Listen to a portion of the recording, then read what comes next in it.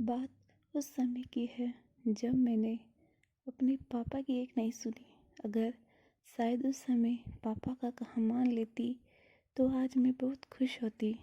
आज बहुत दिनों बाद पापा का फ़ोन आया और उनका फ़ोन लगातार बजे जा रहा था। पापा की ये 5वीं कॉल थी। मुझे पता था कि मैं कॉल रिसीव न करके उन्हें बहुत परेशान कर रही हूँ, पर मैं क्या करती। मुझे उनके वो लेक्चर और उनके वो सांत्वना भरे ताने बिल्कुल भी नहीं सुनने थे। संगीता, तुझसे कहा था ना कि राकेश एक नंबर का धोखेबाज लड़का है, पर तू मेरी सुनी तब ना।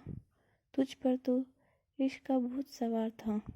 अगर मैं कॉल रिसीव करती तो पापा शायद ऐसा ही कुछ कहते। इस समय मैं पापा क्या किसी से भी बात करना नहीं चाहती थी। बहुत बुरा जो हुआ था मेरे साथ, जिस राकेश पर मैं पिछले 2 साल से दिल और जान लौटाकर प्यार कर रही थी, जिस पर मैं आंख मूंद कर भरोसा करने लगी थी, उस राकेश ने मुझे धोखा दिया था। उसका कई लड़कियों के साथ अफेयर है। लड़कियों के दिन के साथ खेलना उसकी आदत है। ये सब जानकर मैं खुद को ठगा हुआ सा महसूस कर रही थी। इस बात को महीना भर गुजर चला था। पापा को कल की ही ये बात माँ के जरिए पता चली थी। माँ से भी मैंने कई दिनों तक ये बात छिपाई, पर माँ बाप से सुख और दुख लंबे समय तक कहाँ छिपते हैं। आजकल मेरा मन किसी भी चीज़ में नहीं लगता। हफ्ते के 5 दिन तो जैसे तैसे ऑफिस में कट जाते, पर वीकेंड की सैटरडे और संडे वाली 2 छुट्टी बहुत भारी लगती। मेरा गुड़गांव से अपने माता पिता के पास उड़े जाने का बहुत मन करता, पर न जाने क्यों मैं वहाँ जाने की हिम्मत ही नहीं जुटा पाती। अभी भी मोबाइल बजे जा रहा था। ये पापा की 6ठी कॉल थी। आज रविवार की रात थी। 2 दिन की छुट्टी ही मुझसे नहीं झेली जाती थी, ऊपर से कल क्रिसमस की अतिरिक्त छुट्टी और थी। गहरी उदासी के बीच पापा की फिक्र हुई तो उन्हें मैसेज टाइप करके मैं लेट गई। पापा, मैं ठीक हूँ, बस बात करने का मन नहीं है, कल फ़ोन करती हूँ। गुड नाइट पापा।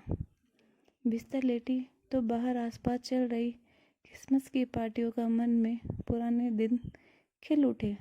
बचपन में मुझे सच्ची ऐसा ही लगता था कि सेंटा आते हैं और मनचाहे गिफ्ट भी देते हैं। पापा हमेशा दबे पांव आकर मेरे पास मेरी पसंद का गिफ्ट रख देते और मैं सुबह सुबह उस गिफ्ट को देखकर जोर से खुश होकर चिल्लाती, वाह, सेंटा आए थे मेरा गिफ्ट देने। कल क्रिसमस है, काश कि आज भी दिल बहलाने के लिए वो बचपन वाला झूठ कायम रहता कि सेंटा होते हैं और अपनी पोटली से मन पसंद गिफ्ट और खुशियाँ देते हैं। बाहर बजते क्रिसमस के हल्के हल्के गाने सुनते हुए मैं सो गई। देर सुबह लगातार बज रही डोर बेल की आवाज़ से आँख खुली तो दरवाज़ा खुलते ही सामने पापा थे। पापा कहते हुए मैं रोती हुई उनके गले लग गई। पापा ने मुझे कुछ देर तक रोने दिया और धीरे से मेरे कान में फुसफुसाए, सेंटा तेरा गिफ्ट लाए हैं, देखना है क्या गिफ्ट लाए हैं। मैं आश्चर्य से उनकी ओर देखती रही और उन्होंने कॉल कर किसी को घर बुला लिया। डोरबेल फिर बजी तो देखा कि मेरे घर के बाहर विक्रम था।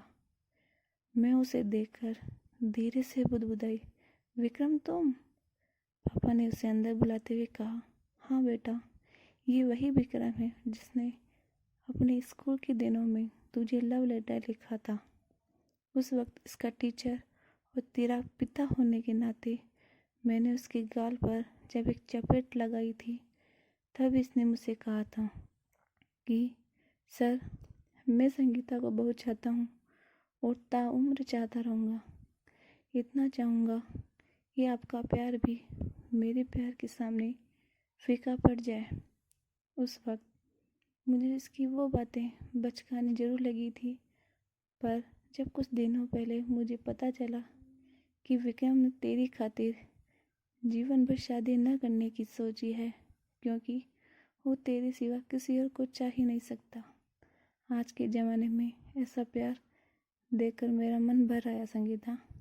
अब विक्रम एक फूलों का गुलदस्ता लिए ये कहता हुआ मेरे सामने था। संगीता, मुझे तुम्हारे पार्ट से कोई दिक्कत नहीं है, पर क्या तुम्हें मेरे साथ अपना फ्यूचर स्वीकार है? मैं अवाक थी, खुश थी कि आज फिर पापा ने सेंटा बनकर मुझे जीवन का एक नायाब गिफ्ट दिया था। आज मुझे सच में यकीन हो चला था कि खुशियाँ बांटने वाले सेंटा सिर्फ पापा होते हैं। मेरी कहानी कैसी लगी मुझे कमेंट करके ज़रूर बताएं, और मेरी कहानी को लाइक और चैनल को सब्सक्राइब ज़रूर करें।